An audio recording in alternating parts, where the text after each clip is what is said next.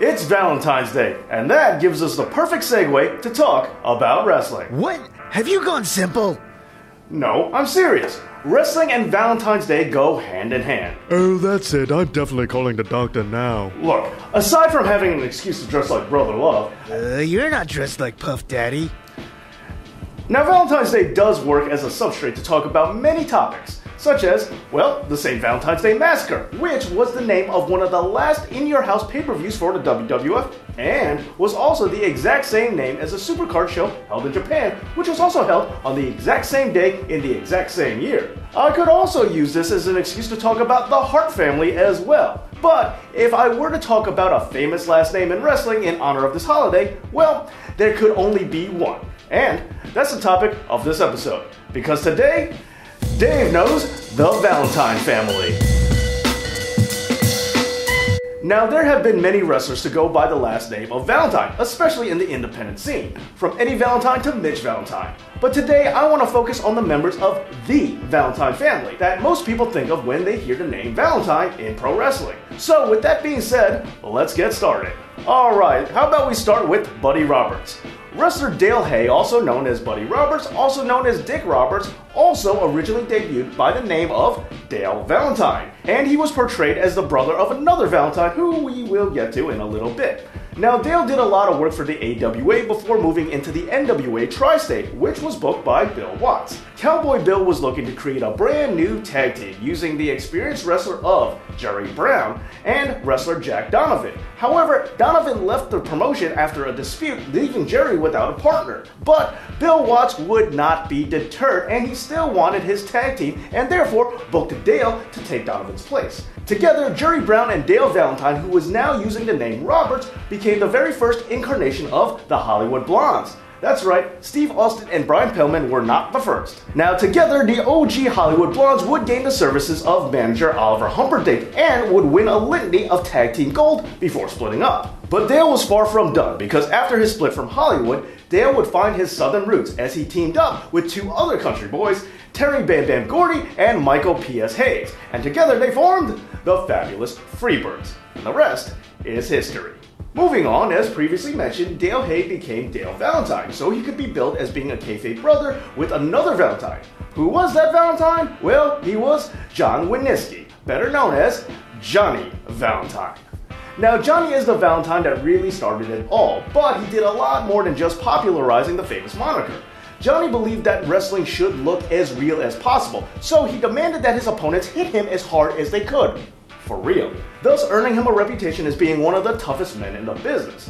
Now that's suffering for your art. Johnny Valentine has feuded with some of the biggest names of his time, from Pat O'Connor to Bruno Sammartino to The Sheik, and many more. His most notable feud, however, would probably be against the legendary Bobo Brazil. And not only has he gone against Buddy Rogers, but he also managed to win some gold with him too. Now, Johnny has picked up tag team gold with many wrestlers, from Jerry Graham to Eddie Graham to Tony Parisi. And he has also won the tag straps with men that he used to feud with, such as Wahoo McDaniel and Buddy Rogers. And it was with Rogers that he would win the NWA United States Tag Team Championship with by defeating another fabulous tag team. No, not the Freebirds, but the Fabulous Kangaroos. Furthermore, Johnny also wrestled in Japan, and his tough guy style of preferring shoot punches as opposed to work ones could definitely be seen as a very early precursor influence to strong style, at least in part. But once there, one of the biggest contributions from Valentine for Japanese wrestling has to come with his feud with Antonio Inoki. At the time, Inoki was fairly new to the scene, and Johnny was the biggest name that Inoki had ever encountered up until this point. Johnny put Inoki over in their match for the Maple Leaf Wrestling NWA United States title. From there, Inoki became a huge star, and this was all thanks to the path as laid out by Johnny Valentine.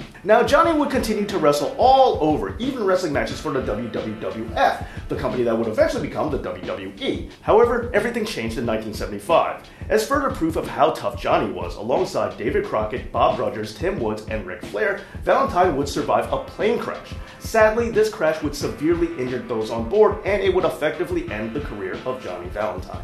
But on the bright side, Johnny did have a son who was a wrestler himself. And before we get into more detail on him, it should be noted that Johnny's son had a wife, and that wife had a sister, and that sister is married to one half of the Nasty Boys, Brian Knobbs. Now, no, he is not a Valentine proper, so I will not be spending a lot of time on him, but he is in the family, so I thought it would bear a mention.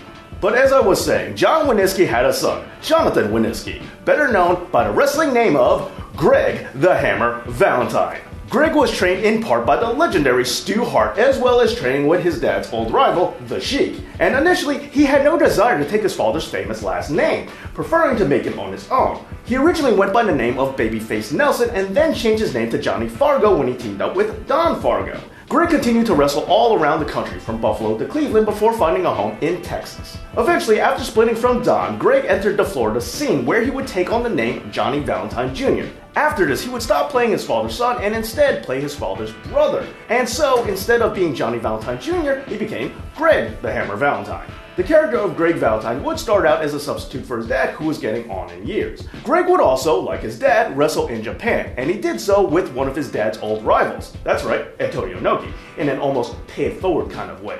Now, Greg would wrestle in a myriad of different promotions because Greg had a great sense of when his stock was dropping in a company and when it was time for a change. So he would bounce around from promotion to promotion whenever he felt his career was growing stagnant. His first big run began in Mid-Atlantic Championship Wrestling, a division of the NWA. He started out substituting for his dad after the plane crash, and from there he began tag teaming with another passenger of that very same crash, Ric Flair. And this is when the pair would really become known for their Buddy Rogers-inspired personas, the robes, the style, and the use of the figure 4 leg lock.